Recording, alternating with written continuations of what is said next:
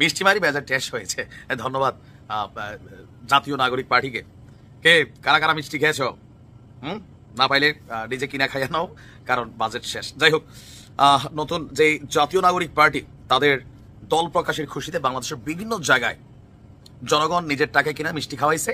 আমি আমার দোকানে ছিল কোরিয়ান মিষ্টি খাইয়া আপনাদের সাথে ভিডিওটা নিয়ে আসছি, কারণ অর্ধেক বাংলাদেশের দায়িত্বেই সার্জিস আলম দা ব্লুটুথ বয়। আমার ভিডিওটা এখনো আছে, সম্ভবত 9ই আগস্ট আমি একটা ভিডিও করছি, অথবা 8ই আগস্ট রাত্রে। আজকের এই দিনের কথা তখনই বলছি যে যখন সার্জিস আপনার মূল উপদেষ্টা কমিটি থেকে বাদ পড়ে গেল, তখনই বলছি যে তাদের মাথায় অন্য কোনো প্ল্যান আছে, অথবা ডক্টর ইউনূসের মাথায় অন্য কোনো প্ল্যান আছে। তো সেই প্ল্যান আজকে বাস্তব। আমার থেকে কেউ চাইলে ভবিষ্যৎবাণী নিতে পারেন, মাঝে মাঝে কিন্তু ফইলা যায়। ঘটনা হচ্ছে, সেই ব্লুটুথ বয় সার্জিস আলম যখন আওয়ামী লীগের মধ্যে ছিল, মানে ছাত্রলীগে ছিল, একদম টপ লেভেল পর্যন্ত তার কানেক্টিভিটি ছিল। তার কথা, তার বিভিন্ন বিষয় নিয়ে সে সবার মন জয় করতে পারছে। আবার এখন এই নতুন যে রাজনৈতিক দলে তিনি নেতৃত্ব দিয়েছেন, বা শেখ হাসিনার পতন ঘটানোতেও তার ব্যাপক ভূমিকা ছিল। জাতীয় নাগরিক পার্টির মুখ্য সংগঠকের দায়িত্ব পেয়েছেন সার্জিস আলম। তার দায়িত্বে রয়েছে 5টি বিভাগ, মানে মোটামুটি বিভাগগুলোর মধ্যে আমরা যদি দেখি 32টি জেলা, অর্ধেক বাংলাদেশে আমরা ধরতে পারি সার্জিসকে দেওয়া হয়েছে। দায়িত্ব পাওয়ার পর সামাজিক যোগাযোগ মাধ্যম ফেসবুকে এক পোস্টে সার্জিস বলছেন, রংপুর, রাজশাহী, ময়মনসিংহ, সিলেট এই সবকটি বিভাগের যতগুলো জেলা আছে সেগুলোর দায়িত্বে তিনি আছেন। সেই সঙ্গে ঢাকা বিভাগের আংশিক, ঢাকা মহানগর উত্তর, গাজীপুর, টাঙ্গাইল, মানিকগঞ্জ, নরসিংদী, মুন্সিগঞ্জ, রাজবাড়ী, কিশোরগঞ্জ এই অঞ্চলগুলো আছে তার দায়িত্বে। তার বক্তব্য যে খুবই দ্রুত এই 32 জেলার পথে প্রান্তরে ছাত্র জনতার সাথে দেখা হবে ইনশাআল্লাহ।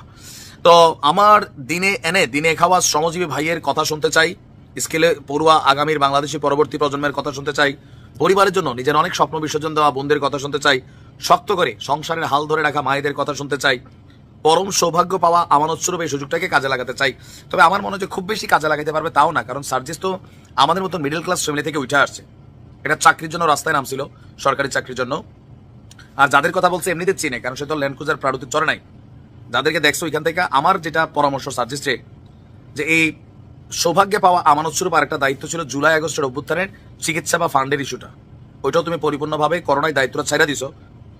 সো এখানে আবার দায়িত্ব পেয়ে ছেড়ে দেওয়া যাবে না। এটার পাশাপাশি যারা জুলাই আগস্টে আহত হয়েছে তাদের ব্যাপারে তোমরা কিন্তু কনসেন্ট্রেশন করবা। বিশেষ করে তুমি ব্লুটুথ বয়, তোমার মেধা টেধা আছে ভালোই, আমার যদি পারবা। আর বাকি যেটা আছে এটা হচ্ছে ভোটের জন্য দৌড়াদৌড়ি করা। তো রাজনৈতিক দল হিসেবে এটা তোমার রাজনৈতিক কর্ম, ক্ষমতায় গেলে সেটা আলাদা।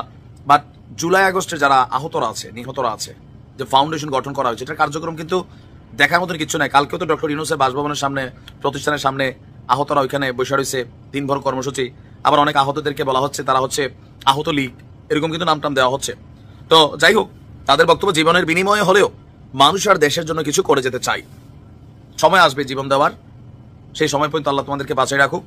দেশের জন্য জীবন দিতে হবে, জাতির জন্য জীবন দিতে হবে। তোমাদের যারা সতীর্থরা ছিল তারা দিছে। এখন আগামী দিনে সুন্দর একটা বাংলাদেশে আমরা চাই সবাই বসবাস করি। এবার যেই দলের হাত ধরেই হোক, জনগণ যাদেরকে আস্থায় রাখবে তাদেরকে ভোট দিবে। নির্বাচনের মাঠে এটা আমরা ক্লিয়ার হব। ভালো থাকুন।